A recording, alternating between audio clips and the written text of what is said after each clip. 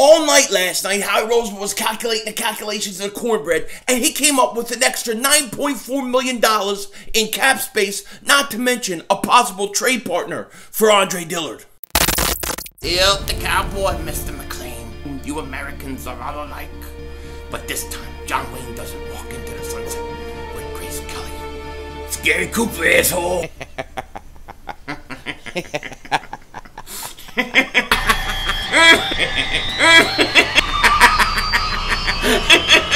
Oh, Dingbat! Oh, shit! Oh, shit! That was crazy! Happy trails, Hans. Dallas still stinks. Everybody doing? King Dingbat here, and I hope everybody's having a great day. I hope you guys are doing well. So we start this busy day, and it's going to be a busy day, with Eagles breaking news. And the Eagles, as many of you guys know, they have to get under the cap by next Wednesday. That's when the new calendar year in the NFL starts. That's when free agency starts, and the Eagles have to get under the cap. And as of yesterday, they were just under $27 million over the cap. So we know Howie Roseman, he's been staying up at night, staying at the NovaCare, calculating the calculations of the cornbread, trying to figure out how the Eagles are going to get under the cap. And one of the things he did today was he restructured Javon Hargrave's contract. Now, Hargrave came last year from Pittsburgh, started the season out hurt, thought he played really, really well towards the end of the year, but he agrees to restructure, saving the Eagles $9.4 million in cap space. Now the Eagles are about $17.3 million over the cap. I expect us to see more restructures coming. You're going to see Brandon Graham come. His contract, when they restructure that, that's going to be about $8.5 million. You still have Lane Johnson. I'm sure they're going to trade Ertz or cut him. You're going to see possibly an extension or a trade for Derek Barnett. Brandon Brooks is on the trading block. So there's a lot of guys that still could be moved. But the Eagles right now, $17.3 million over the cap. And by next Wednesday, Howie Roseman, the way he's calculating, I don't think it's going to be a problem. They're going to get over and then have some money, maybe even be able to sign a free agent or two. Not the most expensive or highest price guys, but they'll be able to get somebody. Now, let me say this. I'm not the biggest fan of all these restructures. I don't particularly like doing this many restructures. I don't think it's healthy for a team, and it always comes back to haunt you. The reason we're in a lot of this cap space is because, or the cap trouble, is because of a lot of the restructures that we've done over the previous years, and that's why it put us in this situation. I think restructures are good here and there, but when you do a lot of them, they do come back and haunt you. However, I gotta say, in the situation the Eagles are in, I don't know what else they could do. I really don't. I mean, they're already eating $40 million in cap space thanks to trading Carson Wentz. So they're not going to eat. They don't want to eat a ton more dead money. And, you know, I don't know what they can do. Now, Carson's contract, his salary is cleared off our books next year. We'll have some space, you know, with Alshon leaving.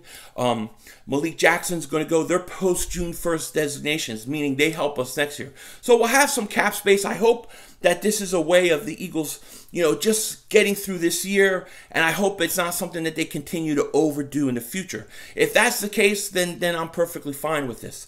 I don't see a choice in the matter. Now, one of the interesting guys that has been talked about possibly being traded is Andre Dillard. And Philly, I think it was NBC Sports Philly, put out an interesting article because the Chiefs cut Eric Fisher and what's his name? Gosh, what's his name? Mitchell Schwartz. They cut Mitchell Schwartz and Eric Fisher. They're two offensive tackles today, meaning they need some offensive tackles, which would make Andre Dillard a possible great person for the Kansas City Chiefs to trade for. And I'm perfectly good with trading Andre Dillard if the Eagles want to, because I think Jordan Mailata's got to be that left tackle next year. He showed that he's ready to play. I think Jordan Mailata is a stud. He is an absolute stud, and I think the Eagles got to start him at left tackle. The only way that I wouldn't is if somehow Penny Sewell drops to me. Then I would try to move Mailata over to right tackle, let him play behind Lane for a year, and learn. But you gotta play Mailata because he's that good. Andre Dillard, there's only two things I think you can do with him.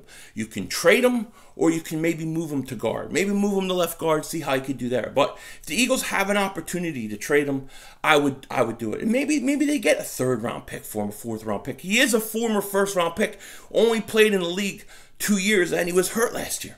So he may be the perfect guy for an Andy Reid to get and figure he can teach him how to play this position.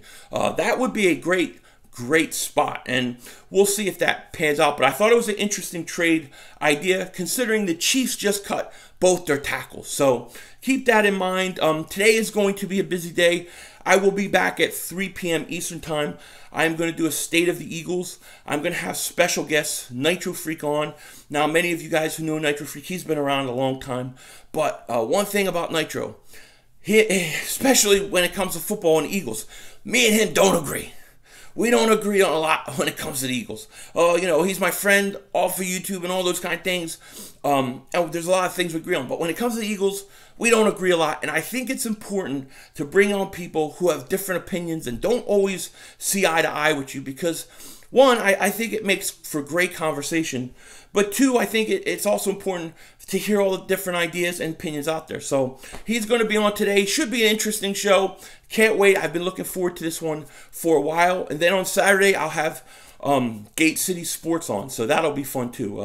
And then hopefully next week I got to reach out to Mark Holmes and Bad Dog. But I'd like to do a Know Your Enemy episodes where we get to talk about their stinking Cowboys and stinking Giants and why they stink. So we'll see. But be back 3 p.m. Eastern Time today. With that said, take care, talk to you later, and don't be a dingbat.